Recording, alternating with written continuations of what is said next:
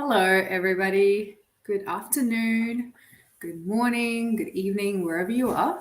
Drop in, say hello.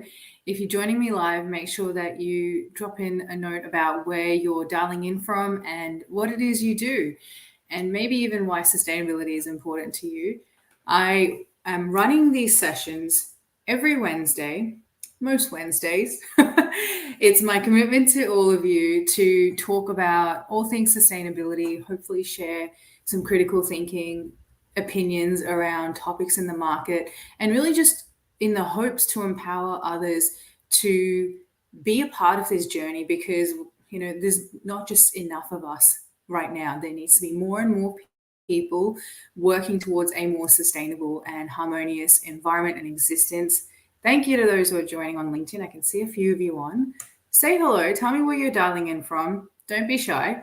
We're all dialing in from all over the world. I'm dialing in from Melbourne, Australia. And yeah, where are you calling in from? And if you're staying with me today, the topic is really about how organizations can start to identify key sustainability metrics and understand how they operate within the context of their business. Metrics that they probably not always realize were important, but with a proper materiality assessment, they can understand what their stakeholders truly want and truly need. And that is really what today is about. So remember, say hello, introduce yourself, and ask questions as well along the way. Love to engage in conversation and know, hopefully answer those questions for you. And if not, we can certainly take it offline. I'm always the first to say I don't know the answer to something, but always there to support as well, finding that answer. So yes, stay on board. We're going to talk for the next 30 or so minutes. Let's see how we go. So materiality assessments, if you're not really sure what they are, it is sort of how the word implies. It's about material topics that are actually impacting a business.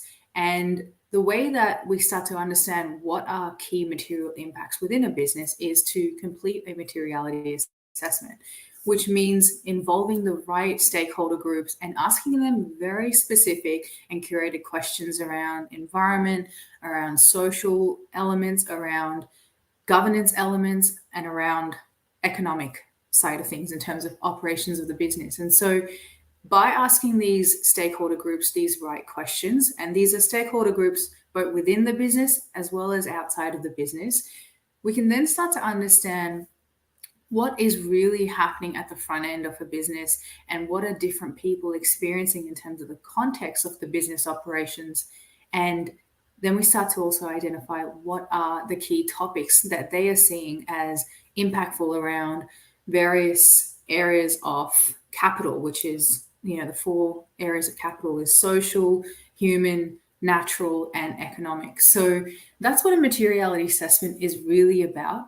And there's a lot of benefits to completing a materiality assessment. It's a key part of ESG, it's a key part of ESG frameworks and CSR frameworks. But really what it does is it really helps your business, one, identify impacts that you may have otherwise overlooked.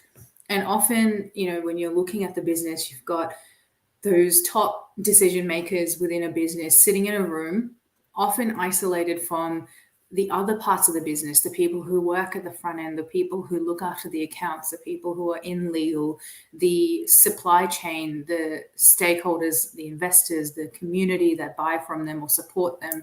And so there is so many areas of impact that are not being considered. And so when we do a proper materiality assessment, we then actually start to understand what is the business really starting to impact, and how can we sorry, I just want to make a note. I do realize that I had this issue last week as well, that you may not be able to comment. So I do apologize that, I've been asking you to say hello, and there may be a reason why you're not, is because you can't comment.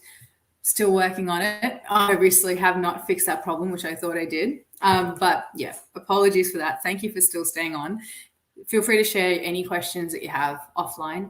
You can send me a message via LinkedIn or wherever.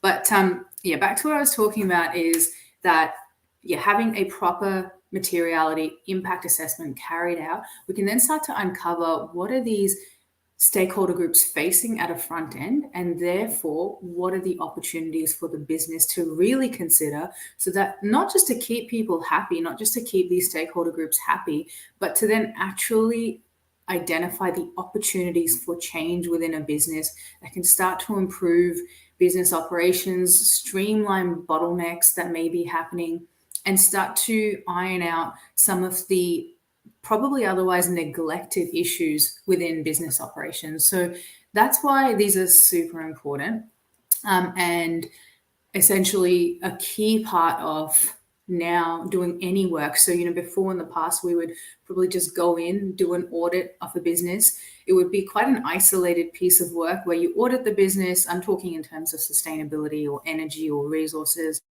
whatever it might be, and you audit how the business is operating.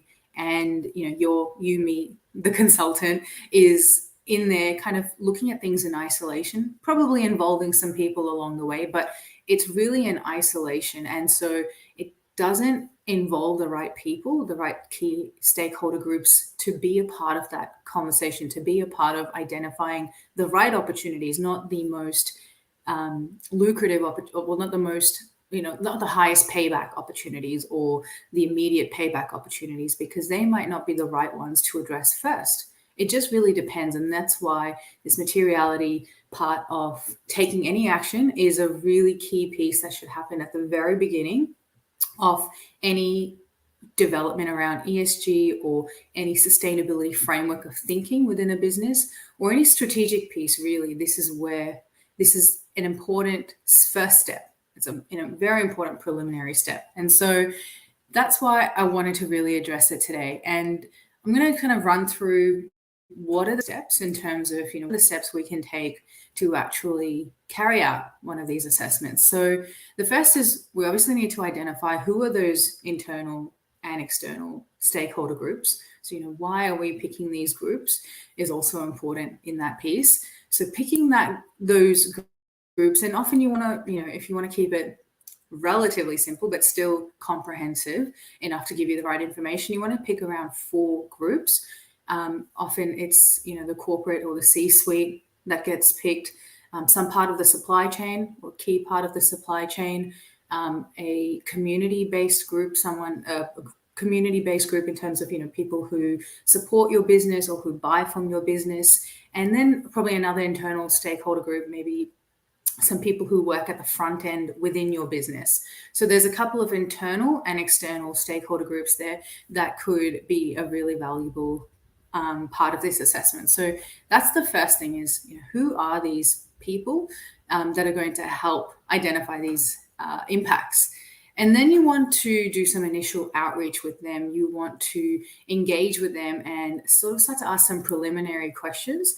And as the consultant, you're going to be able to develop then those right questions, those curated questions around business operations, because you've gone in, you've looked at the business, and you start to understand what might be some of the key impacts, and it might help you curate or direct those questions and help with that dialogue with these people. So then you want to conduct that initial outreach and start to, which is part of the next step, prioritize the key things that you want to measure. So metrics, right? We all love metrics because metrics help us know, are things going in the right direction? And if they are going in the right direction, are they going in that right direction towards the extent that we want them to go to? In other words, are we meeting the goals that we set, or are we falling short of those goals? And understanding why we may have met those goals or surpassed them, or even why we may have fallen short of those goals. So really what is a key and important part about prioritizing the measurement metrics that we're going to use, and that's the measurement metrics around obviously the 3 main pillars. In terms of ESG, it's economic, social, and environmental. So what are those metrics that we're going to be measuring?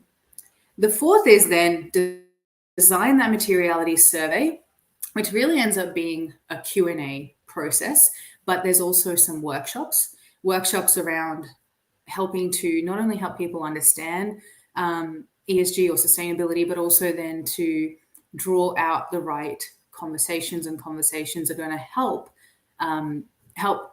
ask the right questions of them. So it's kind of like a bit of a iterative process. We got to bring them in, get these conversations happening, draw out the right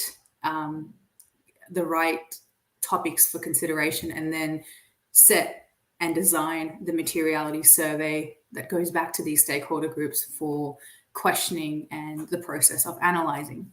So that really leads to the next step, which is, once you've launched the survey, you've launched the workshops, you've collected those insights, then you want to really analyze the insights. And this is both a qualitative and a quantitative analysis. So qualitative, you're looking at demographics and psychographics, and those are things that are really, I'm trying to think of another way to describe the word qualitative, but it really is about the qualities of these people and these stakeholder groups, and the topics that they're talking about. The quantitative analysis is numbers, right? Numbers, quantities. I'm trying to find a better way to say this, but there's no other way, unless you can think of one. I'm sure you can tell me later, but this is what we're doing in terms of analysis. It's qualitative and it's quantitative, and really depending on probably what the client wants, you're going to design the extent of which the analysis goes, and in which way it's sort of leaning towards. Is it more qualitative or is it more quantitative?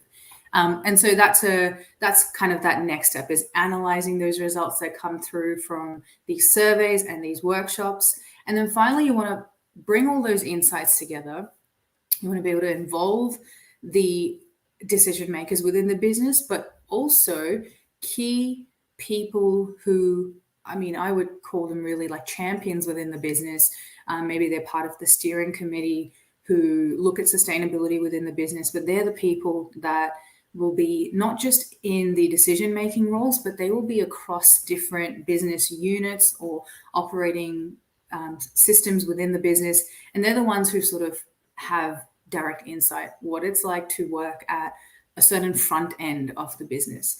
And so that's where you then involve them towards the end of this component of materiality assessments, and you get them involved in terms of, look, this is the response, this is the analysis, this is what it looks like.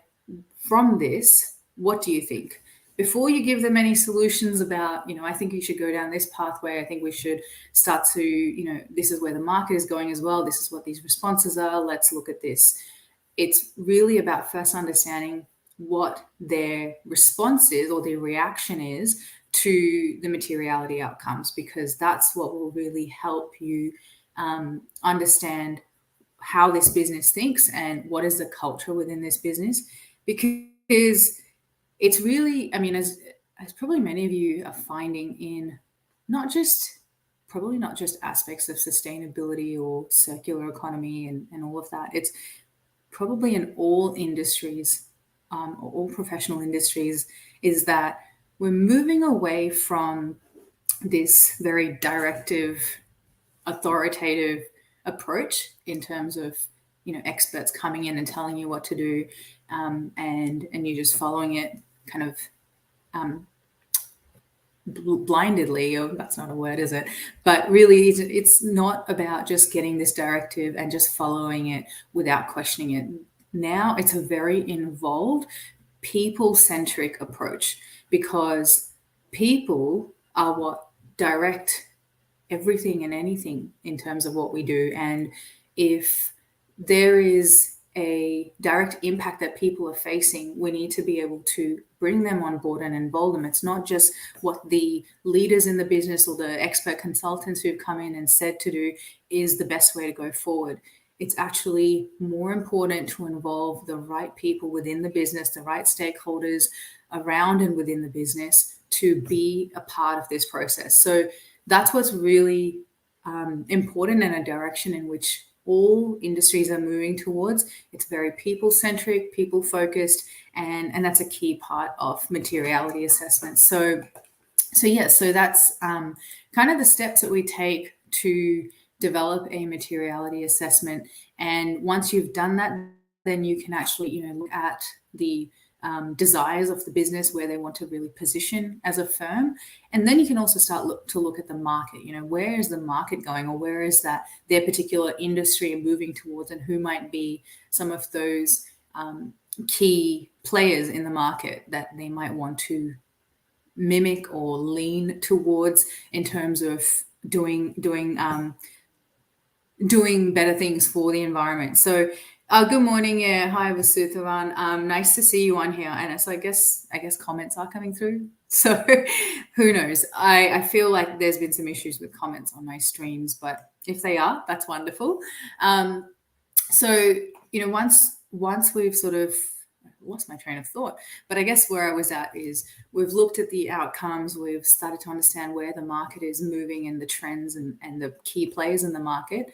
Then you can start to develop a priority structure around the ongoing the strategy you're about to develop with that business, or the ongoing strategy that's already in place, just depending on where that business is at. So that's why materiality assessments really just play a key part in nurturing the strategic expansion in a business, a strategic expansion that is aligned to the right not the right sustainability metrics, but the ones that are most impactful within a business, because we've actually listened to the people, we've heard what they've had to say, and then use that to develop something that is valuable and actually going to leverage the key opportunities for that business. So yes, that's sort of everything that I wanted to really talk about today. It's certainly less than half now, but that's okay. I'm all right with that.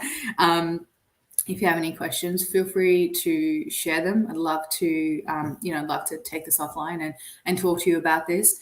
If you're working in this space as well, just make sure that you sort of consider materiality assessments in really leveraging the best opportunities for you and your client. And if you're a business that hasn't really looked at the materiality of your operations, then certainly start to consider that and really understand then what are your people, your stakeholder groups really wanting from you. Hey, Thangam, nice to see you on here as well. So yeah, I'm going to end it there. I am running these sessions, as I said, every Wednesday at 12:30 p.m. Australian Eastern Daylight Time. But I'm always doing a bunch of things, talks and whatnot online. So, feel free to join. I really appreciate those of you that have stayed online with me here. I can see a few of you on. So appreciate you so much. Thank you for your time and spending this with me. And if it is in Australia, Melbourne, thanks for spending your lunch break with me. I really appreciate it. Have a wonderful week. And if you have any questions or thoughts, feel free to share them. Just take care of yourselves, and I will hope to talk to you all soon. Take care. Bye.